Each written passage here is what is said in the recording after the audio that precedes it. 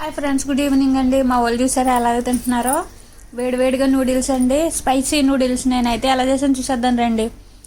వేడి వాటర్లో hot water మరుగుతుండగానే కొంచెం ఉప్పు, కొంచెం ఆయిల్ కూడా వేసుకుని నూడిల్స్ వేసానండి.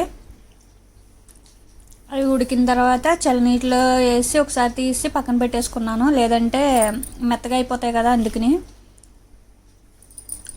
ఇదైతే సూపర్ వచ్చిందండి. అంటే మా అబ్బాయి హాస్టల్ నుంచి వచ్చేసాడు, ఇంకా స్పైసీగా తినాలంటే నేనైతే ఇలా చేశాను.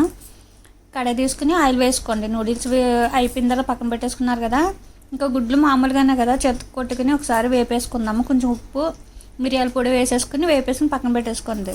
తీసుకున్నారు కదా, ఇంకొంచెం ఆయిల్ వేసుకుని అందులోనే అల్లం ముక్కలు, వెల్లుల్లిపాయ ముక్కలు కూడా వేసేసుకుని వేపేసుకుందాం బాగా. అవి వేగిన తర్వాత క్యారెట్, ఆనియన్స్, ఉల్లిపాయ ముక్కలు, పచ్చిమిరపకాయ ముక్కలు కూడా.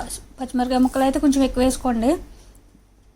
చిన్న చిన్నగా అన్నీ కూడా చిన్నగా తరిగి పెట్టుకోండి, ఒకటే సైజులో వచ్చేలాగా బాగుంటుంది చూడడానికి కూడా. కొంచెం కరివేపాకు జిమ్మేసుకుని బాగా వేగనిచ్చేద్దాం. దాని తర్వాత ఉప్పు, కారం, పసుపు కూడా వేసుకోండి.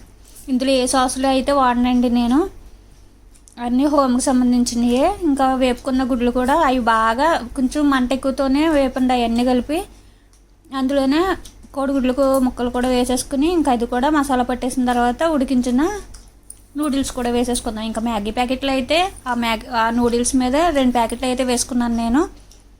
ఇంకా అంతా కలిసి ఒకసారి కలిపేసుకుందాం మొత్తం. ఆ మసాలా అంతా నూడిల్స్ కలిపి పట్టిలాగా. చూసారు కదా, అయిపోయింది నూడిల్స్ అయితే. స్పైసీ నూడిల్స్ నచ్చితే లైక్ అండ్ సబ్స్క్రైబ్ అండి, ఒకసారి ట్రై చేయండి.